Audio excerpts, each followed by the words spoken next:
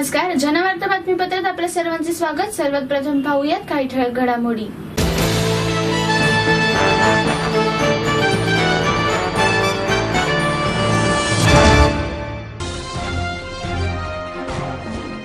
वारी एनर्जीज ली तर्फे महाराष्ट्रातील पहिल्या फ्रँचाइज दालनाची पुण्यात सुरुवात।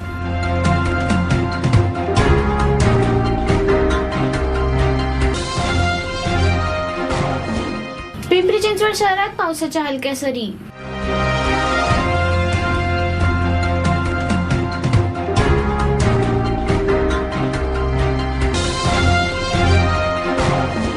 विविध मागण्यांसाठी महाराष्ट्र राज्य गृहपाल व अधीक्षक संघटनेच्या वतीने एक दिवसीय लाक्षणिक उपोषण करण्यात आले।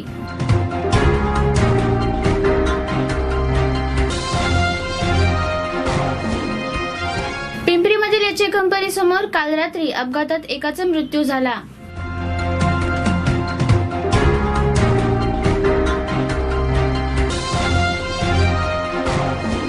बळीराजा संघटनेचे साखर संकुल समोर उपोषण सुरू।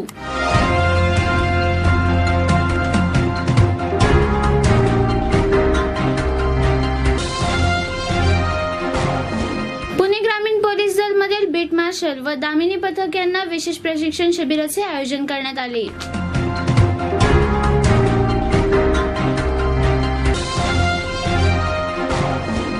रस्त्याच्या मागणीसाठी बोपखेल वासियांचे आज बोपखेल बंद।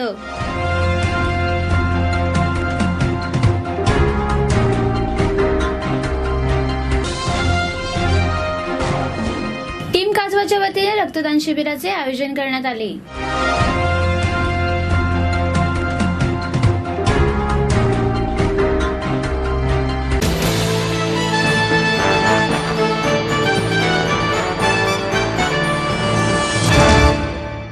ठळक घडामोडींनंतर पाहूयात सविस्तर बातम्या।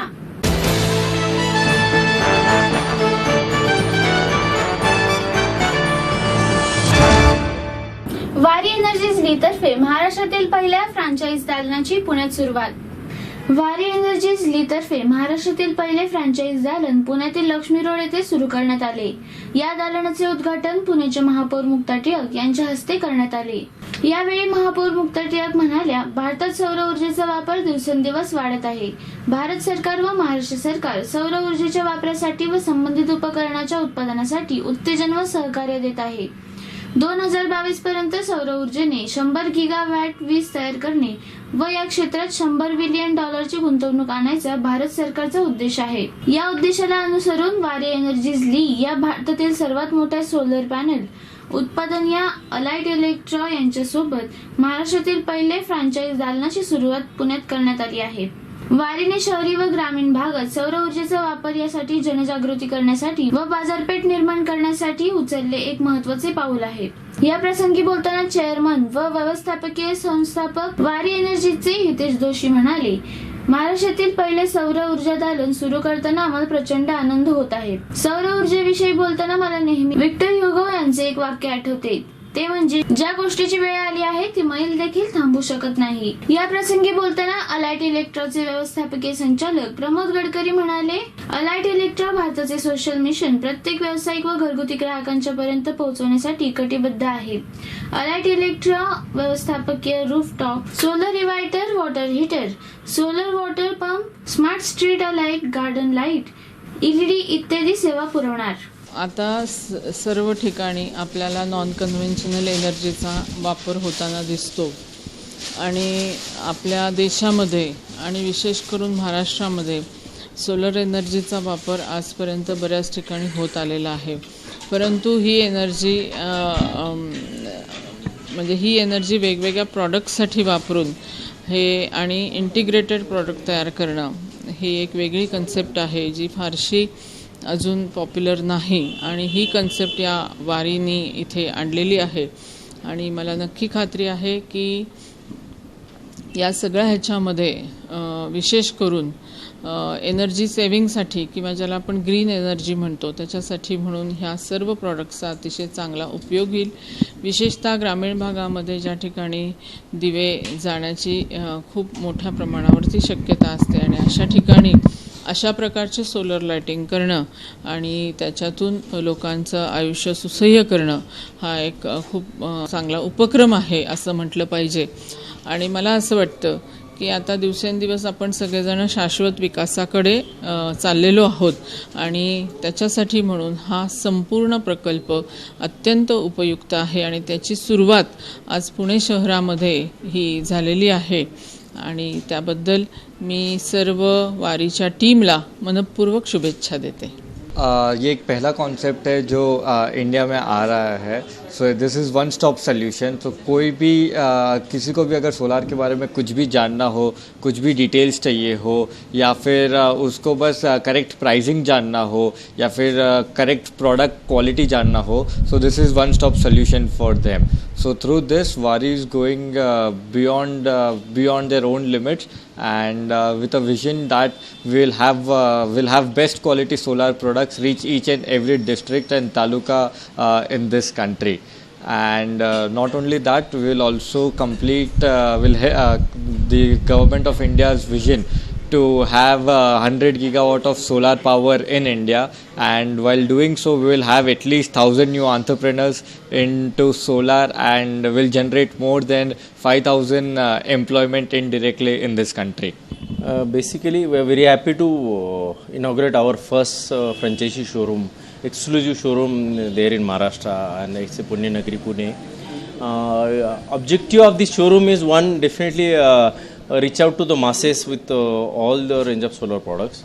Till today, people have to travel all the way to district places or capital places to get the product, talk to the few people, and they are not sure whether what kind of product they are reaching, what pricing they will get it across. But by opening this, by opening these showrooms at from capital to the district to the rural areas to the tahsil places or even big towns there in Maharashtra or all across the country, we are reaching out to the masses with all solar related solutions. So be it simple, somebody wants to buy solar modules for their project, or say inverters for their projects, or somebody wants to go for a rooftop project for their houses or their buildings, schools, colleges. So by opening this franchisee, we are trying to reach out to the doorstep of our customers, be it an end user customer or be it a system integrator. And with this initiative, as Ankit suggested, we minimum our focus is our target is minimum 1000 showroom across the country, and with this we are expected to generate direct employment of approximately 5000 odd people we are going to deploy through our franchises, and indirectly definitely it will be much more than that. And I am very happy for getting joining hands with Allied there in Pune. माझं नाव प्रसाद गडकरी, मी managing director Allied Electromechanicals Private Limited. आज मला अतिशय आनंद होतो आहे की आपल्या महाराष्ट्रातल्या पहिल्या वारीचं शोरूमचं उद्घाटन पुण्याच्या पहिल्या नागरिक मेयर मुक्ता टिळक यांच्या हस्ते झालेलं आहे. अलाइड इलेक्ट्रोमेकॅनिकली गेल्या 65 वर्षे इलेक्ट्रिकल आणि मेकॅनिकल फील्डमध्ये काम करते आहे.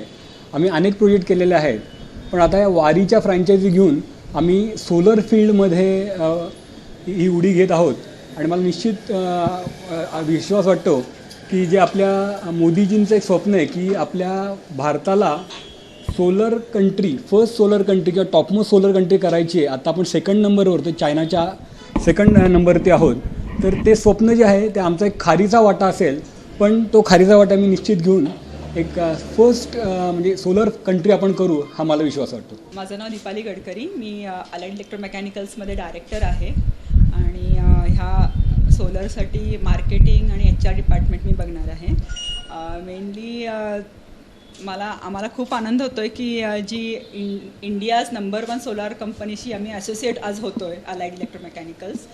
सो हा movement is a very pride movement for us. आणि जसे बरेच प्रोडक्ट्स इथे आहेत, डिस्प्लेला तुम्ही बघू शकता, म्हणजे PV मॉड्युल्सपासून वॉटर हीटर्सपासून कॉमन मॅनला जे लागणारे सोलर लॅम्प्स, लँटर्न्स, चार्जर्स आहेत, मोबाईल चार्जर्स आहेत जे सोलरवर चालू शकतील, चार्जिंग होऊ शकतील, लॅम्प्स आहेत, असे खूप प्रोडक्ट्स आहेत, छोटे मोठे प्रोडक्ट्स आहेत, वॉटर हीटर्स आहेत. तर ह्या सगळ्याचा उपयोग सगळ्यांना खूप होणार आहे. We will be contributing in saving energy and making the country green India. Thank you.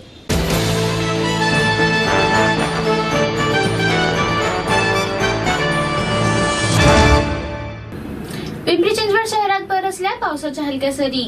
गेल्या काही दिवसांपासून संपूर्ण शहर गरमीने बेहाल झाल्याचे चित्र सध्या दिसून येत आहे. तर आज शहरात पावसाच्या हलक्या सरी पडू गेल्याने शहरात नागरिकांना थोडा दिलासा मिळाला आहे. अचानक कडक ऊन पडले असताना काही मिनिटातच वातावरण बदलून पावसाच्या सरी बरसल्याने काही वेळ नागरिकांची धांदल उडाली खरी, परंतु ती काही काळच होती. पावसाच्या सरी येऊन गेल्यानंतर संपूर्ण शहरात एक सुंदर वातावरणाची निर्मिती झाल्याचे चित्र सध्या दिसून येत आहे. रस्त्यावर थोड्या प्रमाणात पाऊस आणि त्या पावसामुळे मातीचं शहरभर दरवळणारा सुगंध यामुळे वातावरण हे अधिक सुंदर झाल्याचे दिसून येत आहे.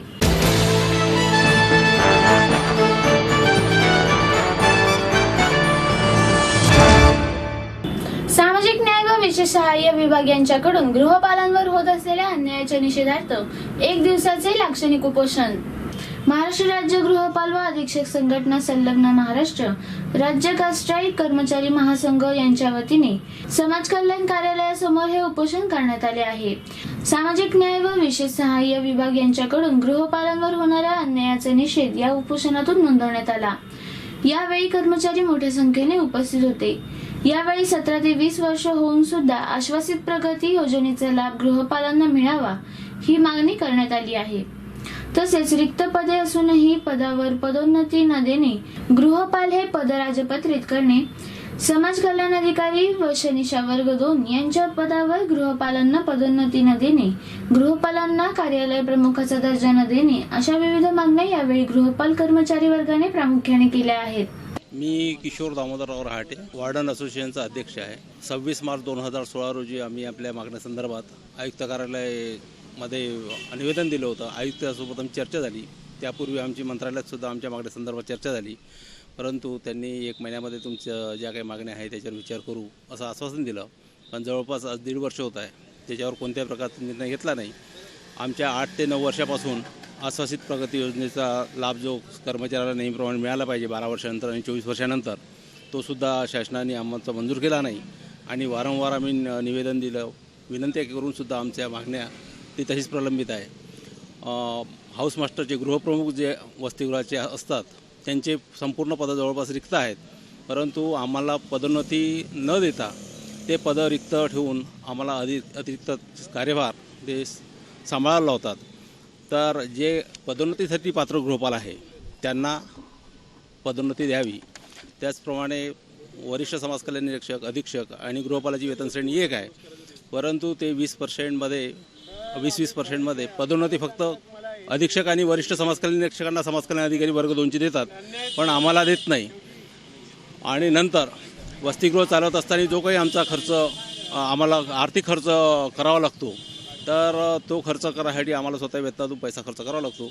आम्ही DDO आहोत, परंतु आम्हाला आर्थिक अधिकार कोणतेही नसल्यामुळे आम्ही केलेल्या खर्चाचे देयक 2-2 महिने 3-3 महिने सहाय्यक आयुक्त कार्यालयामध्ये अडकून पडतात आणि त्यामुळे आमचं आर्थिक ताण तयार होतो. आमच्या गाडे, अध्यक्ष महाराष्ट्र राज्य कास्ट्राईट कर्मचारी कल्याण महासंघ, आणि या संघटनेशी संलग्न आहे ही महाराष्ट्र राज्य गृहपाल व अधीक्षक संघटना. या वार्डनच्या ज्या समस्या आहेत त्या कितीतरी दिवसापासून प्रलंबित आहेत. सामाजिक न्याय विभाग हा महत्त्वाचा, शासनाचा सर्वात महत्त्वाचा विभाग आहे आणि त्यातल्या त्यात हे गृहपालांचं वार्डनचं जे काम आहे हा एक प्रकारचा शिक्षक असतो. विद्यार्थी घडवण्याचं काम हा गृहपाल करत असतो, परंतु या गृहपालांच्या संबंधित ज्या वेतनश्रेणीशी जे समाज कल्याण अधिकारी असतात यांचं प्रमोशन त्या पदावर होत नाही. एकच कॅडरच्या प्रमाणे समान वेतन असताना त्या समान वेतनाच्या आधारे त्यांना पदोन्नती दिली जात नाहीत. म्हणून हे गेल्या 15-20 दिवसापासून धरणे आंदोलन करत आहेत. संपूर्ण महाराष्ट्रभर आंदोलन होत आहेत.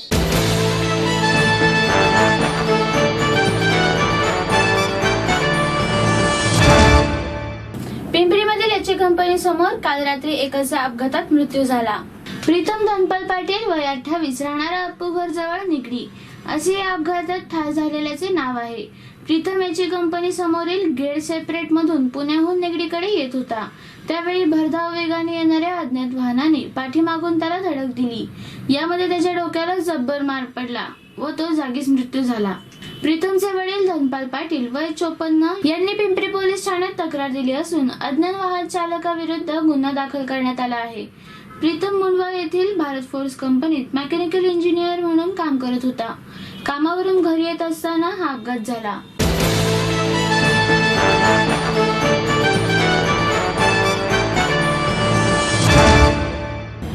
विविध मागण्यांसाठी बळीराजा संघटनेचे साखर संकुल समोर उपोषण करण्यात आले. ऊस हंगाम 2016-17 मध्ये ऊसाला प्रति टनास 1000 रुपयांचा दुसरा हप्ता मिळावा आणि कारखान्यांची उपपदार्थासह अन्य माहिती ऑनलाईनद्वारे शेतकऱ्यांना खुली करावी.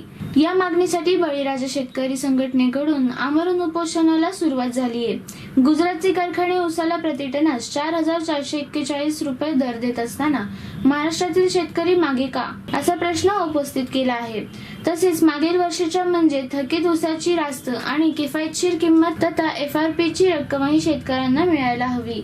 साखर उद्योगातील वजन काटे, पोत्यांचे पार्किंग, गोदामे, डिस्टलरी, इथेनॉल, सहजीव निर्मिती विभाग कार्यरत राहतो. कारखान्यांनी उपपदार्थासह आवश्यक माहिती शेतकरी सभासदांना आधुनिक तंत्रज्ञानाचा वापर करून ऑनलाईनद्वारे खुली करण्याची मागणी देखील यावेळी करण्यात आली आहे. कोण म्हणतो देत नाही?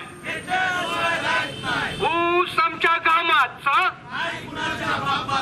बळीराजा शेतकरी संघटनेचा. ऊसाला दुसरा हप्ता 1000 रुपये तातडीने. थकीत रक्कम शेतकऱ्याची राहिलेली. आमची प्रमुख मागणी आहे ती आमच्या ऊस उत्पादक शेतकऱ्याला न्याय मिळाला पाहिजे. परंतु झालंय काय, हे सगळं जे सरकार आणि प्रशासन व्यवस्था, राज्य व्यवस्था आहे, ही लुटारू व्यवस्था पूर्णपणे आहे. कारण जगामध्ये आणि देशामध्ये सुद्धा सध्या की वस्तू विकल्यानंतर लगेच पैसे मिळतात, पण आमचं ऊस पीक गेल्यानंतर सुद्धा गेल्या फेब्रुवारीमध्ये गेलेला गळीत हंगाम बंद झाला आहे. त्याचे चढ्या भावाप्रमाणे साखरेचे भाव चढे आहेत बाजारपेठेमध्ये आणि म्हणूनच आमचा दुसरा हप्ता 1000 रुपयानं मिळावा आणि म्हणून आम्ही हा प्रश्न टोकाला लावला. ही आमची एक बाजू. त्याच्यानंतर यामध्ये काही कारखाने असे आहेत की त्यांनी FRP सुद्धा दिली नाही आणि ती FRP न दिल्यामुळं शेतकऱ्यांचं जीवनमान अडचणीचं झालेलं आहे. कसा संसार करायचा आणि म्हणून ती थकीत FRP सुद्धा त्यांनी दिली पाहिजे. हाही आमचा दुसरा मुद्दा आहे. आणि त्याच्यानंतर प्रमुख मुद्दा आहे की ही जी साखर कारखानदार आहे, खाजगी आणि सहकारी आहे, याला एक वळण लावावं, पारदर्शकता आणि भ्रष्टाचार मुक्त कारभार व्हावा म्हणून वजन काटे ऑनलाईन व्हावेत. त्याच्यानंतर शुगर बॅग्स इन शुगर सायलोमधल्या आहेत जी बॅग्स बाहेर पडतात त्याही ऑनलाईन व्हाव्यात. जोडीनं डिस्टलरी आहे, मोलॅसिस आहे, हे सगळं तंत्रज्ञानानं अत्याधुनिक पद्धतीनं ऑनलाईननं जोडावं की जेणेकरून आमच्या बापाला, शेतकऱ्याला ते घरात दिसता येईल. अशा आमच्या 3 प्रमुख मागण्या आहेत त्या आणि त्यासाठी आम्ही बसलो आहे.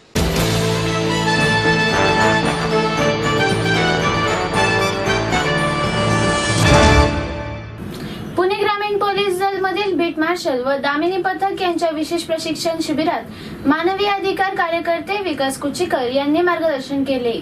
या शिबिराचे उद्घाटन पोलीस अधीक्षक पुणे ग्रामीणचे सुवेज हक यांच्या हस्ते करण्यात आले.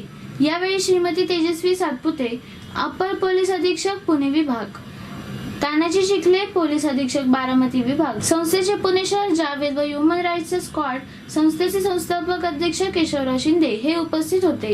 या शिबिरात पोलीस कर्मचारी यांची कर्तव्य दक्षता व कार्यक्षमता वाढवून नागरिकांनी पोलीस यांचा सुसंवाद वाढावा असाही हेतू आहे. म्हणून या प्रशिक्षण शिबिरात पोलिसांकडून मानवी हक्कांची अंमलबजावणी व संवर्धन या विषयावर बोलण्याकरिता मानवाधिकार कार्यकर्ते विकास कुचीकर यांना आमंत्रित करण्यात आले होते.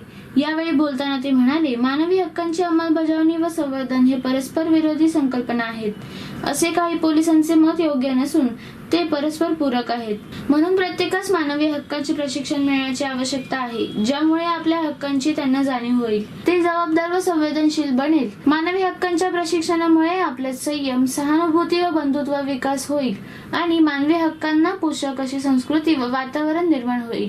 राष्ट्रीय मानवाधिकार आयोगाकडून येणाऱ्या आदेशांमुळे शासकीय अधिकारी व विशेषतः पोलीस अधिकारी संभ्रमात दिसतात व त्यांना नेमून दिलेले काम करतानाही त्यांचे मनोधैर्य खेचलेले दिसते. आपल्याला वागण्याच्या मर्यादा व कृत्यांचे होणारे परिणाम याबद्दल ते उदासीन आहेत किंवा त्यांना त्यांची पुरेशी जाणीव नाही. त्यामुळे हड्ड्याला हप्पीचे आरोप झाल्याबरोबर अनेक अधिकारी बचावाचे धोरण स्वीकारतात. मग अशा वेळेस आरोपींच्या चौकशीसाठी आयोग नेमणे हाच पर्याय शासनापुढे उरतो. अशा प्रकरणातील आयोगाने नुकसान भरपाईचे आदेश दिले आहेत. यातून धडा घेऊन परिणामकारकरित्या कसे काम करावे हाही हेतू या प्रशिक्षण शिबिराचा असावा.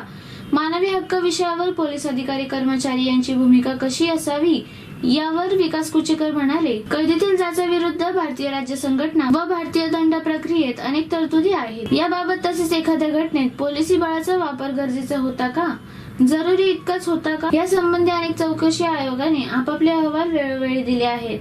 स्त्रिया व मुले यांच्या हक्कांचे संवर्धन करण्याच्या उद्देशाने राज्यघटनेत अनेक तरतुदी आहेत.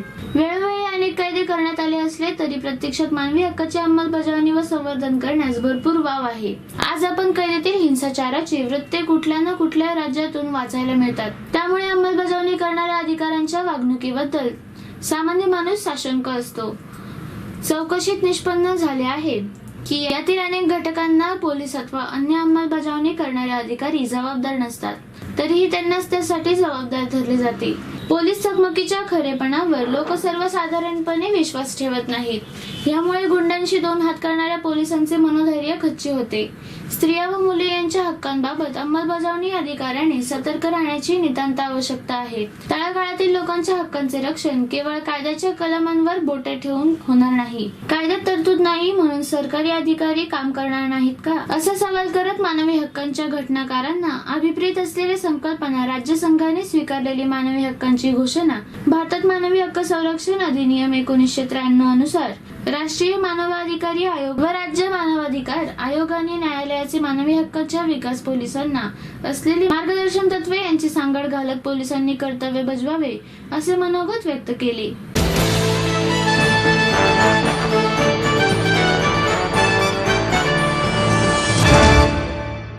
रस्त्याच्या मागणीसाठी बोपखेलवासियांनी आज बोपखेल बंद आंदोलन केले. राजकीय नेते व प्रशासन यांनी आता तर बोपखेलच्या मागणीला गांभीर्याने घ्यावे यासाठी आज सकाळपासून बोपखेल बंद ठेवण्यात आले आहे. बोपखेल गावाला त्यांच्या हक्काचा रस्ता मिळावा यासाठी आतापर्यंत आंदोलन उपोषण बैठका सुरूच आहेत. प्रशासन राजकीय नेते आश्वासन देत आहेतच, पण मार्ग निघताना दिसत नाही. त्यामुळे नागरिकांनी उपोषणाबरोबरच आता बोपखेल बंद ही पुकारला आहे. बोपखेलकरांच्या उपोषणाला भेट देऊन काल खासदार राजू शेट्टी यांनी त्यांची समस्या जाणून घेतली. बोपखेलचा रस्ता मे 2015 पासून संरक्षण विभागाने बंद केला आहे. त्यामुळे शाळा, नोकरी व इतर दैनंदिन व्यवहाराच्या बोपखेलकरांना 15 ते 18 किमीचा वळसा घालून शहरात यावे लागते. रोजची वणवण कमी व्हावी यासाठी संरक्षण मंत्री, खासदार, आमदार, जिल्हाधिकारी, नगरसेवक, महापालिका आयुक्त सर्वांकडे नागरिकांनी कव्वाने मांडले आहे. मात्र त्यांना अद्याप तरी यश मिळाले नाही. पावसाळा तोंडावर आला तरी तात्पुरता तरंगता पूल तरी संरक्षण विभागाने द्यावा अशी मागणी नागरिक करत आहेत.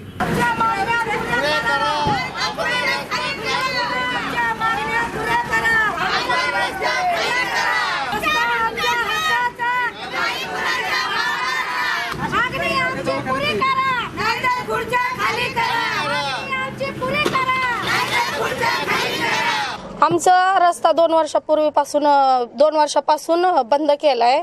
आम्ही मागं पण आमचा रस्ता खुला करून द्या म्हणून आम्ही बोललो होतो, तरी पण आमच्यावर लाठीचार केला पोलीस लोकांनी. त्यावेळेस तेव्हापासून आमचा रस्ता बंद केलेला आहे आणि आम्हाला आता इतका प्रॉब्लेम होतोय, आमच्या मुलांना प्रॉब्लेम होतोय, आम्हाला महिलांना प्रॉब्लेम होतोय.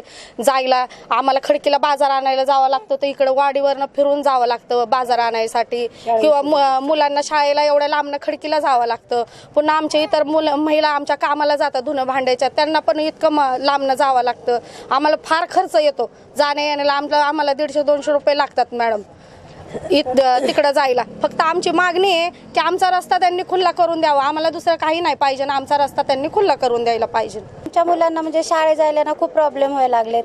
आणि एकतर इथून आहे ना शाळेला गाड्या जर लावल्या ना पैसे म्हणजे कसं इथं कामधंदे सुद्धा नाही आहेत, लांब कामाला जावं लागतं आणि प्रवास म्हणजे पैसे खर्च करायला इथं कोणाची एवढी ऐपत नाही. 20 रुपयात काम होत होतं ते आता 100-150 रुपये लागायला लागलेत. त्याच्यामुळे ना आम्हाला हा रस्ता खुला करून दिला पाहिजे.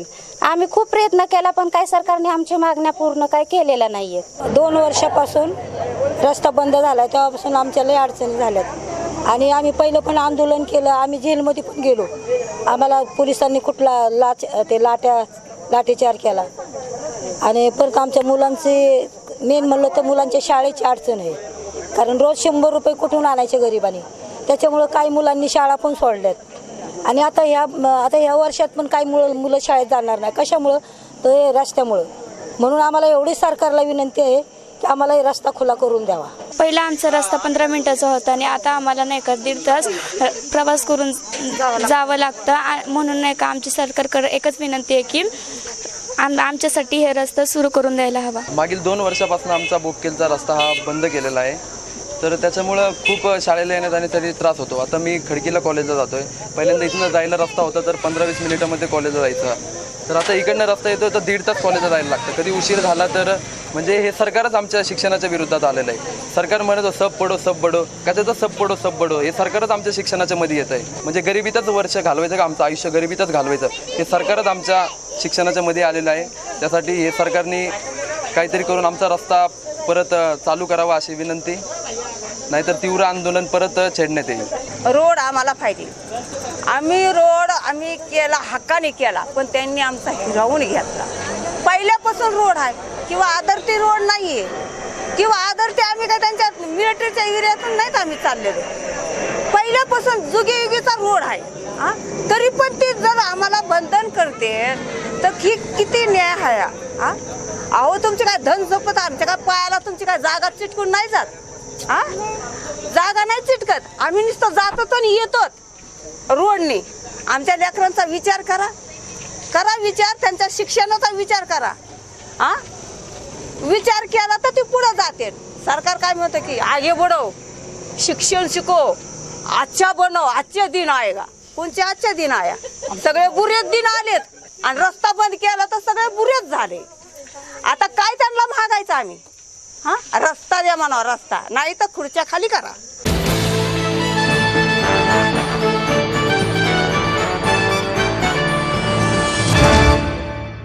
टीम काजवाने 46 डिग्री सेल्सिअस तापमानात रक्तदात्यांना प्रेरित करून नियमित रक्तदाते होण्याचे आवाहन केले. काजवा ही संस्था गेली 4 वर्षांपासून सामाजिक व कला क्षेत्रात काम करत आहे.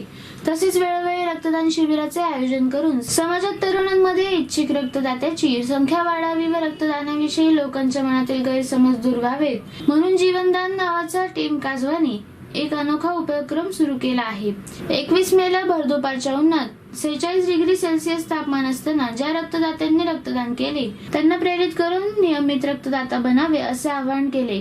या निमित्ताने रेनबो ब्लड बँकच्या वतीने जीवनदान नावाचे रक्तदान शिबिर यशस्वीरित्या पार पडले. यावेळी रेनबोचे मॅनेजमेंट डायरेक्टर ढकणे, रेनबोचे इंचार्ज बिपिन गिरी तसेच पत्के मॅडम उपस्थित होत्या. पत्के म्हणाल्या, टीम काजवाने भविष्यात अशाच प्रकारे रक्तदान शिबिर आयोजित करून समाजातील इच्छुक व नियमित रक्तदात्यांची संख्या वाढवेल असा विश्वास त्यांनी यावेळी व्यक्त केला. या कार्यक्रमाची जबाबदारी अमोल बोरकर, प्रियदर्शनी गुगल, पायल कुरवंशी, राम श्रीराव, कपिल शेंडे, नोहिल वानखडे, अंकित सोनबावणे, अजय जांगीर, लीना मोटघरे यांनी यशस्वीरित्या पार पाडली.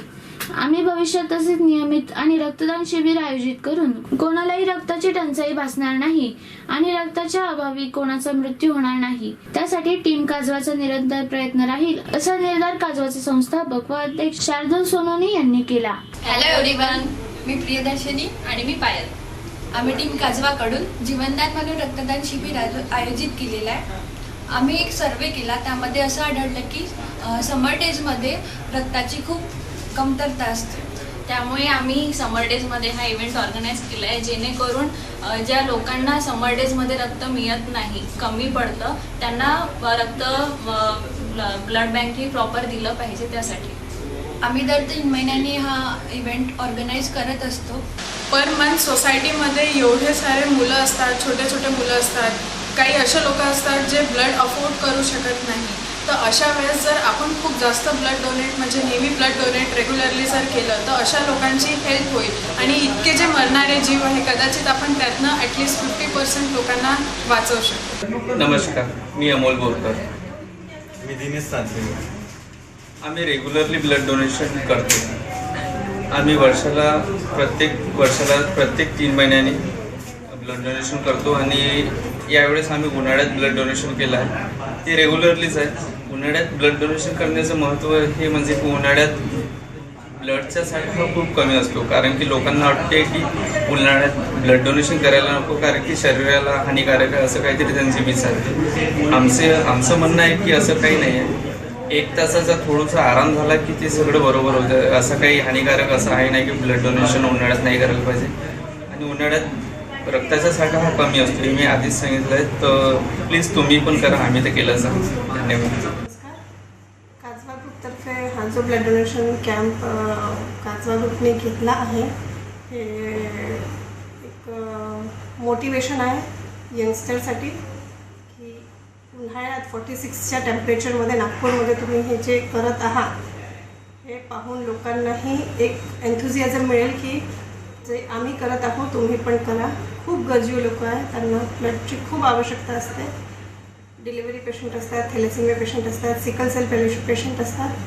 तर या उन्हाळ्यात ब्लडची जे कमी असते जर आता तुम्ही ब्लड डोनेट केलं तर त्यांना याचा खूप फायदा मिळतो आणि त्यांना ब्लड अवेलेबल असू शकते.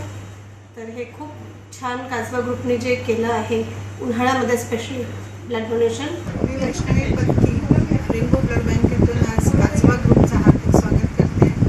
काजवा ग्रुप जो आहे तो छान काम करता एक संस्था जी आहे ती समोर येते आणि इतकं चांगला एक समर वेकेशनमध्ये त्यांनी जो आज ब्लड डोनेशनचा कॅम्प घेतला आहे तो खरंच अगदी कौतुक करण्यासारखा आहे. म्हणून तुम्ही पण ब्लड डोनेशन करा, तुमच्या फ्रेंड्सला रिलेटिव्सला इन्स्पायर करा.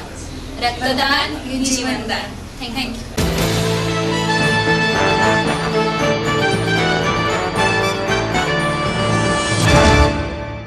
पुन्हा एकदा एक नजर ठळक घडामोडींवर. वारी एनर्जीज ली तर्फे महाराष्ट्रातील पहिल्या फ्रँचाइज दालनाची पुण्यात सुरुवात.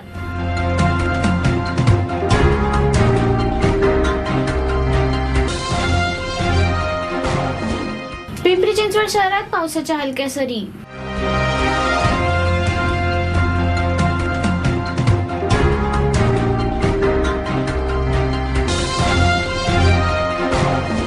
विविध मागण्यांसाठी महाराष्ट्र राज्य गृहपाल व अधीक्षक संघटनेच्या वतीने 1 दिवसीय लाक्षणिक उपोषण करण्यात आले.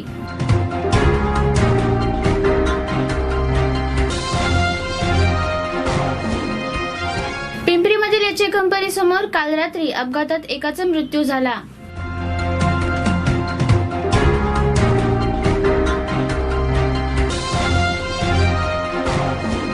बळीराजा संघटनेचे साखर संकुल समोर उपोषण सुरू.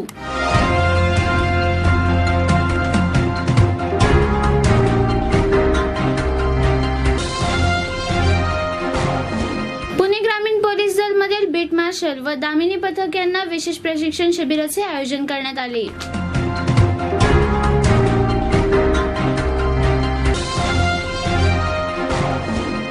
रस्त्याच्या मागणीसाठी बोपखेल वासियांचे आज बोपखेल बंद.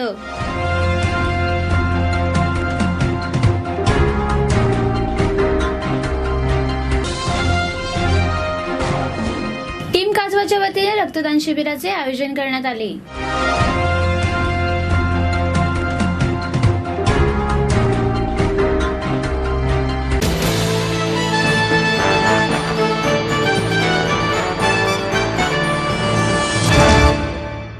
आणि याचबरोबर जनवार्ता बातमीपत्र संपले. नमस्कार.